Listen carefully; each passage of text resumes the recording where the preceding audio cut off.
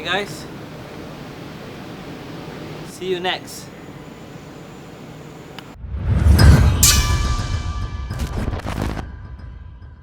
Hai semua, minta maaf saya tak dapat nak buat video.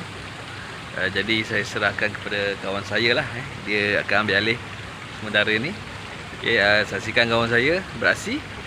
Okay, jumpa lagi. Assalamualaikum. Bye.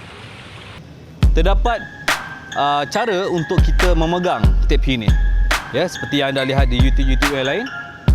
Ya, mereka ada cara memegangnya sendiri, iaitu memegang dengan cara begini atau begini. Begini biasanya adalah untuk kita keluarkan, yang begini adalah untuk kita simpan. Baik. Okey, cara kita nak keluarkan tape itu adalah kita melepaskan daripada sini, keluarkan dia. Daripada sini kita keluarkan dia dengan hayunan. Okey, kita tak boleh keluarkan dengan apa tu? Hayunan yang macam tu. Kita kena hayunkan dia mengikut gerak tangan kita. Baru kita boleh keluarkan dia. Kemudian apabila kita simpan, kita cuma flipkan dia ke dalam untuk simpanan. Biasanya kita akan buat serangan tumbukan macam ni. Okey. Ini akan mengganti kita punya tumbukan. Tumbuk. Okey. Bagi saya punya kilasan, kita akan keluarkan dia daripada bawah. Daripada bawah kita kilas ke atas. Okey, kita kilas. Kilas. Kemudian kita simpan balik. Okey. Itu cara untuk kita melepaskan atau membuang kita punya tape. Okey. Kebanyakan tape kita tidak akan melawan. Apabila kita lawan, kita tidak boleh mengeluarkan dia macam ni. Kerana apabila kita keluarkan dia macam ni, seolah-olah kita telah menunjukkan senjata kita. Okey?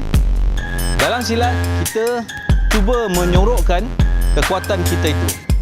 Sebab itu, apabila dalam silat, kita menyimpan senjata kita dalam keadaan begini. Apabila menerima serangan, baru kita buang. Buang. Itu cara-cara kita membuang tape dan memegang tape. Okey, ada tak pernah tengok cara salah memegang tape? Okey, saya dah akan tunjuk gambar-gambarnya lah. Okey, ni gambar-gambarnya. Okey, mereka akan pegang macam ni. Okey. Cara pegang macam ni adalah salah sekali. Apabila serangan masuk sini. So dia akan melukakan tangan anda, jari-jari anda. Okey, cara yang betul adalah apabila kita keluarkan, kita akan pegang macam ni. Sap. Simpan. Buang, simpan. Okey? Buang, simpan. Jurus tape satu ini adalah langkahan kumpau. Jadi ia tak ada kena-mengena dengan langkahan silat-silat lain.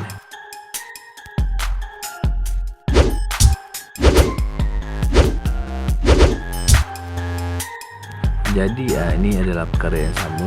Okey, kita akan ulang tayang balik.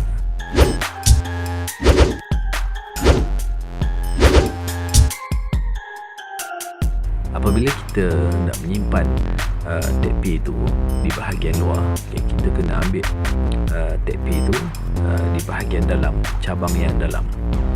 Okey, apabila kita ambil cabang yang dalam, kita masukkan ibu jari kita di bahagian cabang dalam tu. Jadi ia automatik akan keluar di bahagian lengan luar lah, bahagian siku. Okey, untuk bahagian dalam kita akan gunakan cabang yang belah luar. Jadi apabila kita masukkan jari ibu kita dalam bahagian luar, dia akan automatik akan simpan tape ke bahagian dalam. Jadi apa yang latihan adalah kita perlu memahami macam mana kita nak keluarkan tape luar dan tape dalam.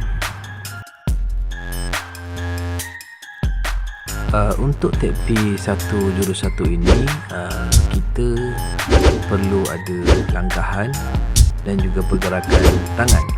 Okay.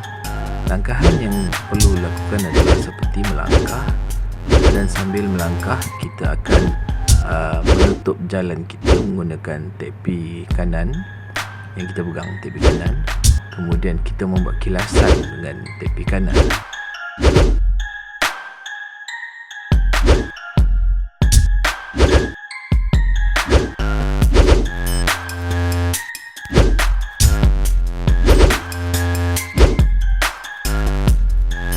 Baik, untuk blocking pula kita perlu membuang tepi itu di belakang kita sambil kita memusingkan badan kita, oleh kerana kita hendak menukar position kita melihat ke belakang. Jadi tepi ini harus disilangkan atau dilayangkan ke belakang bagi mendapatkan ruang yang baiklah, yang selamat, supaya tidak dapat mengena serangan daripada orang belakang.